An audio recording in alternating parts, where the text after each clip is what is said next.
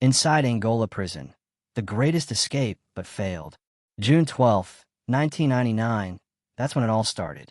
The air inside Angola Prison was thick, humid, heavy, and tense. Under the faint glow of the watchtower lights, two shadows crawled through the field, their bodies low against the wet Louisiana soil. Every sound, a frog's croak, a crunch of gravel, felt like thunder in their ears. One of them, a thin, sharp-eyed man named Royce, whispered, "Keep your head down, 100 more yards and we're out." But they weren't, because from the dark came a sudden roar. "Stop right there." Searchlights cut through the night like blades. Sirens blared. Dogs barked. And in that instant, Royce's dream of freedom ended with the cold click of a rifle safety. That night, Angola didn't just stop an escape. It reminded every man inside that freedom here wasn't earned. It was imagined. This story took weeks to piece together from real accounts inside Rikers Island. If you believe stories like this deserve to be heard, hit subscribe, like, and comment. Because what happens inside these walls rarely makes it out alive. Let's begin the story, how it all started. Before the headlines, before the chaos, Royce was just another inmate with a life sentence. Convicted for armed robbery at 22, he'd spent over a decade in Louisiana State Penitentiary, a place locals called the farm. But farm was a soft word for what it truly was. 18,000 acres of razor wire, shotgun towers, and cotton fields where prisoners worked under the watch of armed guards on horseback. Angola wasn't a normal prison. It was a world built on control. From sunrise to sunset, inmates labored in the heat, cutting grass, picking vegetables, repairing fences, watched constantly by guards who sat high on horses with rifles resting across their laps. And yet, even in a place designed to break men, Royce found one thing that couldn't be taken: hope. He used to tell a cellmate, Mitch, "One day, I'm getting out of here. Not through parole, not through a judge, through my own way." Mitch laughed. "No one escapes Angola, man. You're more likely to walk on the moon." But Royce wasn't like the others. He was quiet, calculated, observant. He watched how the guards moved, how the gates opened, when the tower lights shifted, and slowly, quietly, he started planning. The plan in the shadows. By late 1998, Royce had been in Angola for nearly 12 years. He worked in the maintenance unit, one of the few jobs that allowed access to the outer fence zones. Every day, he studied the perimeter, how the sensors reacted to movement, how the night patrols circled. He began collecting small things most people wouldn't notice. A piece of copper wire here, a stripped screw there, bits of scrap metal hidden under his bunk. He traded cigarettes for information, asking other inmates how far the swamps went, what the guard shifts looked like.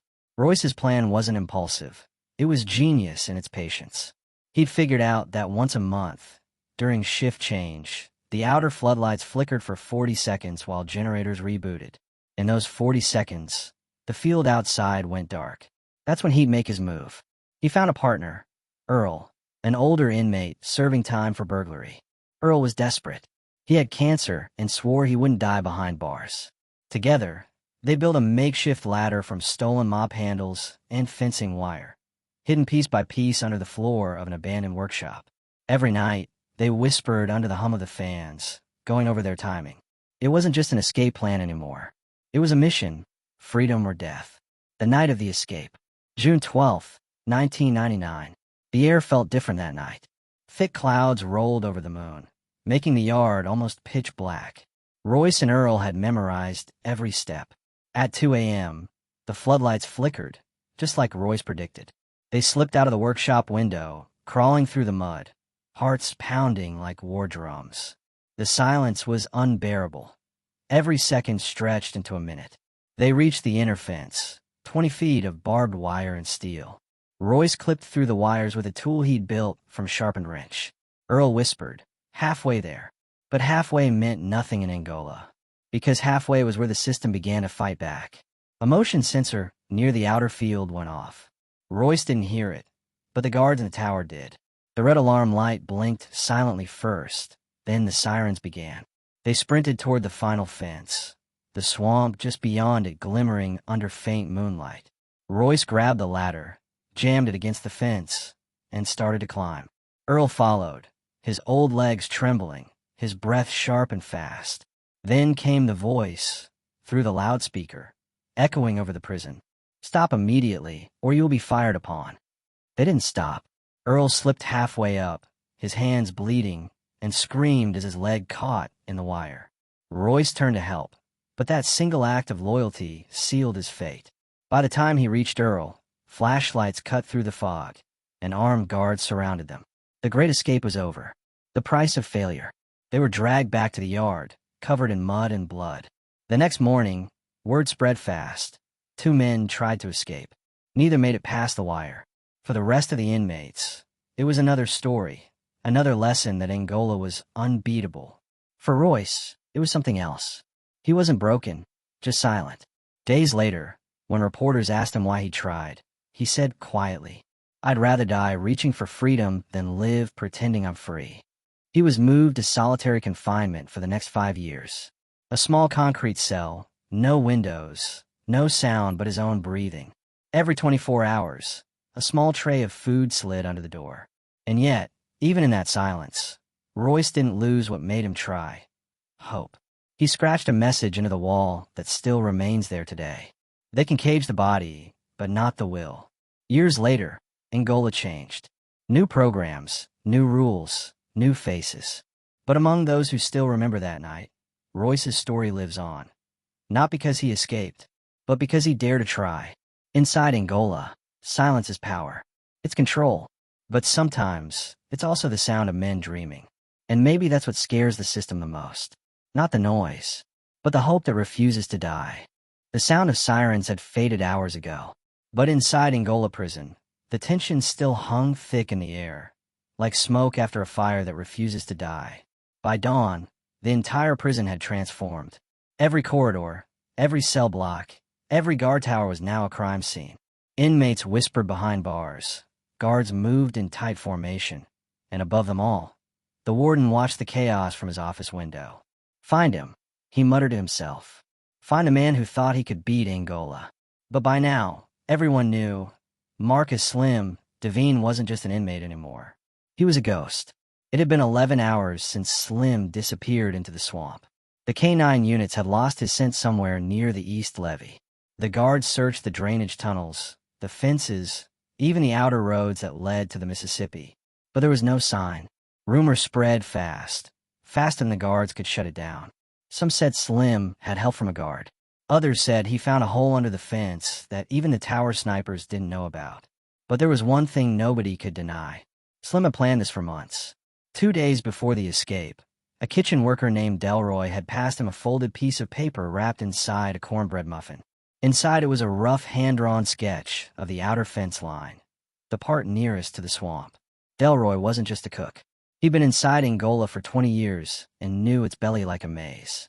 He'd seen men try to run before, and he'd seen them come back, carried on stretchers.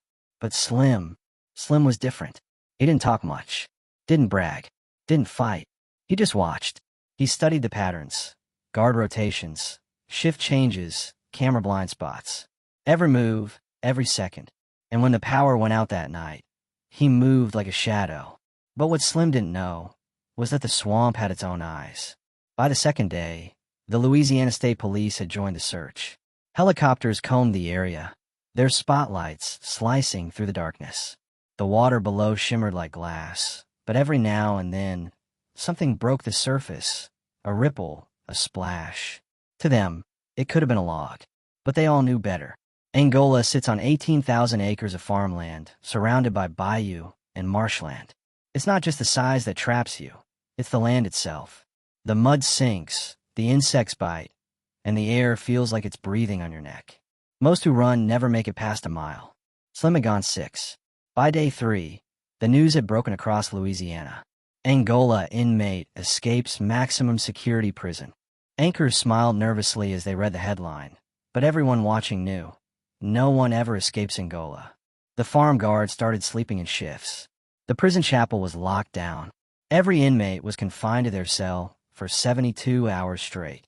Somewhere inside cell block C, Delroy sat on his bunk, staring at the wall, whispering, "He's out there. Ain't no way Slim just disappeared." But deep down, even Delroy didn't believe his own words. Then came the rain. By the fourth night, a storm rolled through the bayou, turning the marshland into a pool of black water. Thunder cracked like a whip across the sky, and in that chaos, a highway trooper made a discovery. Near a drainage ditch, just 3 miles north of the prison fence, he found a piece of torn fabric tangled in the reeds. Beige, soaked, and faintly marked with the prison's ID code, number 67291. It was part of prison uniform. He radioed it in immediately. Within minutes, the sirens started again. The swamp came alive with flashlights, dogs, and shouting. The rain made it nearly impossible to see, but they pressed on, because now they knew. Slim was close. At 3:17 a.m., Officer Harris spotted movement near a cluster of cypress trees. He raised his flashlight, and there it was. A man, half submerged in the swamp, crawling toward higher ground. "Slim, don't move." The voice echoed through the trees. But Slim didn't stop. He was shaking, exhausted, barely able to breathe. He'd been surviving on rainwater and hope. His feet were torn from the reeds. His clothes stuck to his skin like mud. But even now, even when his body was breaking, his eyes were focused. Freedom was right there, just beyond the tree line. But then, the dogs caught him. The moment he heard the barking, he froze. He turned slowly, his body trembling, and lifted his hands. And just like that, it was over. When they dragged him back through the gates of Angola, soaked and silent, every inmate pressed against the bars to see him. Some cheered. Some stared in disbelief. Even the guards didn't know what to say. The warden walked out to meet him. "You almost made it," he said quietly. "But almost don't count here." Slim just looked up, half smiling, half broken. Almost was all I had left. They threw him into solitary, the kind of darkness that swallows days whole. No sound, no window, no voice. Just the echo of his own breathing. Outside, the other inmates whispered his name like a legend. Man, Slim almost did it. 6 miles, through the swamp. He's a ghost. Didn't nobody ever come that close. But the truth? Slim didn't want to be a legend. He just wanted to disappear. He'd spent 17 years behind those walls. 17 years of heat, work, and regret. His crime wasn't the kind that made the news, but his time turned him into something else. Quiet, sharp, calculating. And when he finally saw a chance, he took it. He knew the odds. Everyone in Angola knows the odds. But sometimes, when a man's been locked away for so long, the thought of almost is enough. Weeks later, a guard doing rounds near the lower cell block found something scratched in a Slim cell wall. It read, "They built a prison around me, but I still found a way to move." He never spoke again about the escape. Not to the guards. Not to the warden. Not even to Troy. But sometimes when the night was quiet, you could hear him humming a tune. Low, slow, and hollow, like a man still walking through the swamp in his mind. Because in a place like Angola, you can chain the body, you can break the spirit, but you can't stop a man from dreaming about the open sky. When the gate slammed shut behind Marcus Slim Devine that night, the sound echoed like a funeral bell.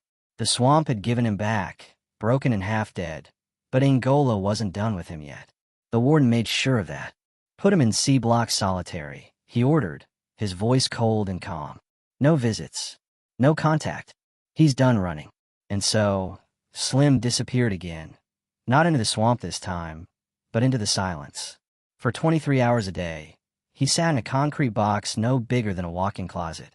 A thin slit of light cut through the top of the door, the only reminder that the world outside still existed. No sounds. No air. Just the hum of the ventilation fan and the slow, steady beat of his own heart. The guard said he didn't talk for the first week. Didn't eat much either. He just stared at the wall, tracing invisible lines on the surface, like he was still mapping an escape route in his head. But deep down, Slim knew something had changed. He hadn't lost his body in that swamp. He'd lost his faith. Days bled into nights. Nights bled into weeks. After a while, the guards started noticing strange things. Every time they passed his cell, Slim would be sitting in the same spot, legs crossed, eyes half closed, humming softly under his breath. A tune that no one recognized. Low, haunting, almost peaceful. "Guy's gone off the deep end," one guard muttered. But another whispered, "No, he's waiting for something." Meanwhile, The rest of Angola was still reeling. Slim's escape attempt had shaken the prison to its core. Every department, security, maintenance, food service, was under investigation. The warden had ordered new fences, new cameras, new sensors buried under the soil. And yet, no matter how many upgrades they installed, one thing couldn't be fixed: the fear. Because if Slim could almost make it out, who's to say someone else couldn't finish the job? Inmate morale split in two. Half saw Slim as a hero, a man who proved that even in hell, you could still chase freedom. The other half saw him as a fool, a man who risked everything only to come back empty-handed. But either way, everyone talked about him. In the mess hall, his name came up in whispers. In the yard, they told stories like myths. Man, they say Slim outsmarted 4 guards and 2 dogs. Nah, he got caught because a snake bit him in that swamp. I heard it myself. Snake didn't stop him. The world did. They'd never know the real story. Only Slim did.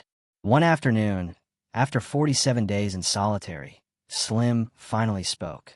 Guard Jenkins, a young rookie barely in his 20s, slid a meal tray through the slot and said quietly, "Why'd you do it, man? You had food. You had a job in the kitchen. Why risk it all?" For a long time, Slim didn't answer. Then, without looking up, he said, "You ever wake up and forget what the sky looks like?" The guard froze. Slim smiled faintly, then whispered, "That's why." A few weeks later, the warden called Slim to the interview room, a small, gray chamber with 1 table, 1 chair, and a single camera blinking red in the corner. The warden sat across from him, a thick folder on the desk. Inside were reports, photos, maps, everything from the escape. "You came closer than anyone in 40 years, the warden said. "I need to know how." Slim looked at him, calm and steady. "You built the perfect cage," he said. "But you forgot one thing." "What's that?" "The mind don't need a key." That night, the warden sat alone in his office, replaying Slim's words. Outside, thunder rolled across the fields. He looked out over the farmland, endless, empty, surrounded by razor wire. For the first time, he wondered if the real prison wasn't the walls, but the fear that lived inside them. Months passed. Slim was eventually released from solitary. He walked back into general population like a ghost among the living. The men fell silent as he passed. Some nodded. Others avoided his gaze. But Slim didn't speak, didn't brag, didn't try again. He just took his place in the prison workshop and worked with his hands, quietly, patiently, building small wooden boats from scrap. Little replicas of river skiffs, carved from old table legs and broom handles. Each one perfect. Each one pointed toward an invisible horizon. One day, a guard found something tucked under Slim's bunk. A tiny wooden boat. Inside it, a note written in pencil. "Freedom isn't a place. It's a decision." The guard handed it to the warden, who read it twice and said nothing. A year later, Slim was gone. Transferred to another unit, they said. Some claimed he died in his sleep. Others swore he was quietly released under a false name. But in Angola, legends never die. They just get passed down. To this day, inmates still carve small wooden boats and place them by the windowsill. Each one a tribute, each one a whisper. Because Slim's escape wasn't just a story about failure. It was a story about the one thing Angola could never chain: hope. Outro. They say Angola breaks men. But sometimes, in the darkest corners of the prison, a light still burns. Slim never made it past those fences, but he reminded everyone trapped behind them that the mind is the last thing they'll ever lock up. And that's why even today, in the silence of Angola's night, some guards swear they can still hear a faint humming from the old cell in C Block. The same haunting tune Slim used to hum. The sound of a man who tried to escape, and somehow, in his own way, did. The Louisiana sun rose slow over Angola that morning, bleeding orange across the razor wire like a warning.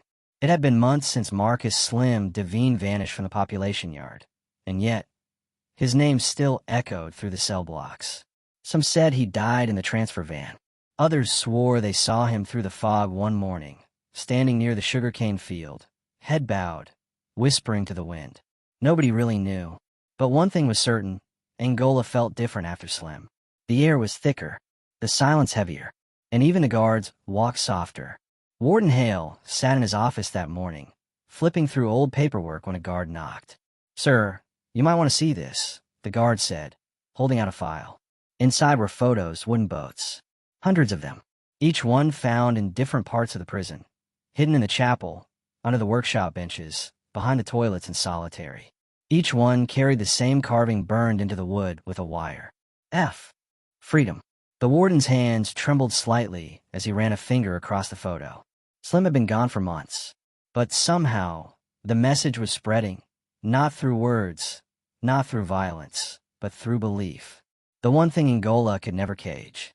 That night, heavy rain slammed the rooftops. Lightning cut through the darkness, flashing across the flooded yard. From his post in Tower 3, Officer Jenkins stared out into the storm, eyes scanning the fields. For a split second, he swore he saw movement, a dark figure walking through the rain near the far fence line. He blinked. It was gone. He leaned forward, gripping the rail. Then another flash of lightning. And this time, he did see it. A small wooden boat, drifting in the flooded ditch near the fence. A candle flickered inside it, somehow still burning in the rain. Jenkins' heart pounded. He grabbed his radio, but stopped. He just watched it float away, until it vanished into the dark. The next morning, inmates were lined up in the yard for count. The storm had left the place soaked and muddy.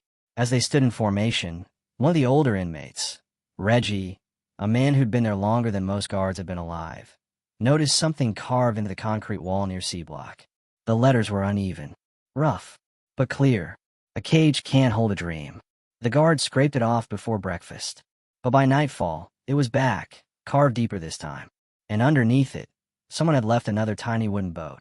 The warden called an emergency meeting. He wanted to find whoever was making them. He ordered searches, lockdowns, interrogations. But the more he tried to control it, the faster it spread. Wooden boats kept appearing, under beds, in laundry carts, even inside the chapel's donation box. Each one slightly different. Each one carrying that same haunting message. At first, the staff called it defiance. Then they started calling it something else. Slim's ghost.